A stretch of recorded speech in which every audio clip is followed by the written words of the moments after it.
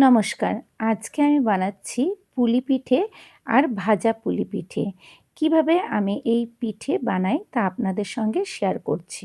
এই পিঠে বানানোর জন্য প্রথমে আমি চাল গুঁড়িটা মেখে নিচ্ছি। প্রথমে গামলার মধ্যে আমি বেশ কিছুটা পরিমাণে চাল গুঁড়ো নিলাম আর এদিকে আমি গরম জল বসিয়ে দিয়েছি।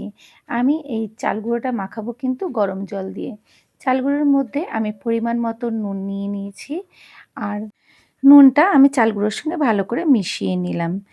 আর গরম জলটা আমি একবারে বেশি করে ঢালবো না, অল্প অল্প করে ঢালবো। গরম জল দিয়ে মাখালে পিঠের ডোটা খুব সুন্দর সফট হয় আর পিঠেগুলো গড়ার সময় ফেটে যায় না। পিঠের জন্য চাল গুঁড়ো মাখানো আমার হয়ে গেল। এরপরে এটা রেস্টে আমি বেশ কিছুক্ষণ ঢাকনা দিয়ে রেখে দেবো। এরপরে আমি একটা নারকেলের পুর করছি।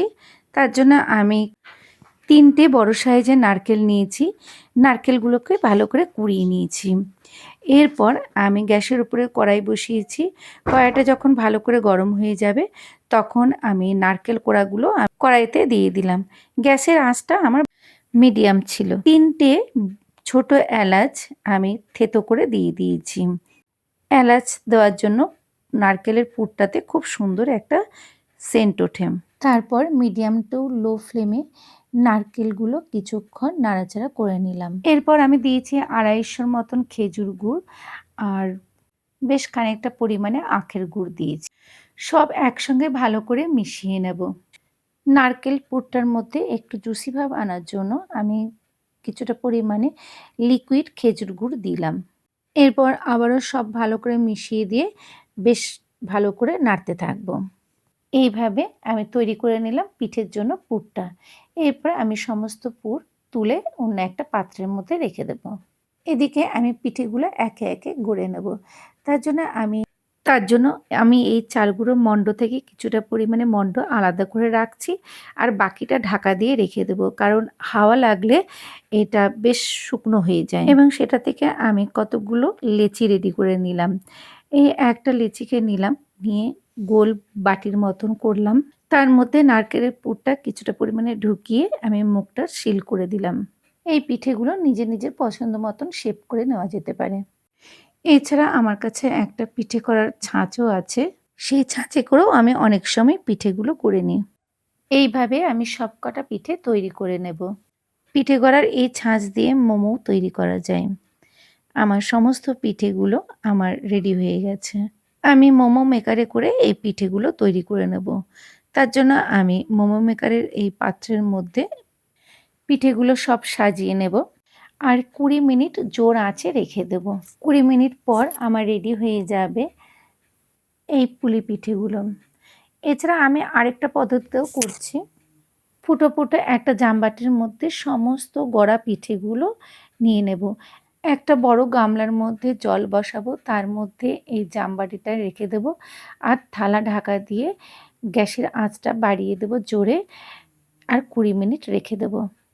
এইভাবে আমি তৈরি করে নেব আমার সমস্ত পিঠেগুলো।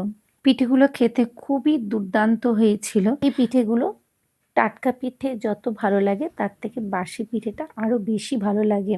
এরপর কি করে পিঠে ভাজা করি সেটা আমি দেখাচ্ছি। প্রথমে পিঠে ভাজার জন্য একটা মশলা রেডি করে নিচ্ছি। শুকনো কড়াইয়ে 2টো শুকনো লঙ্কা আর 1 চামচ গোটা জিরে নিয়ে ভেজে গুঁড়ো করে নিলাম। কড়াইয়ের মধ্যে বেশ কিছুটা পরিমাণে সর্ষের তেল দেব। তেলটা খুব ভালো করে গরম করে নেব। আমি কড়াইয়ের চারিদিকটা তেল বুলিয়ে দিলাম যাতে কড়াইয়ের গায়ে পিঠেগুলো না ধরে যায়। এরপরে পিঠেগুলো আমি তেলের মধ্যে ছেড়ে দেব। তবে পিঠেগুলোকে আমি খুব সাবধানে উল্টে পাল্টে নেব। এই পিঠে ভাজাটা সর্ষের তেল দিয়ে খেতে বেশ ভালো লাগে। এরপর আমি অল্প একটু পরিমাণে নুন দেব আর অল্প একটু পরিমাণে হলুদ গুঁড়ো আর কাশ্মীরি লঙ্কা গুঁড়ো দেব।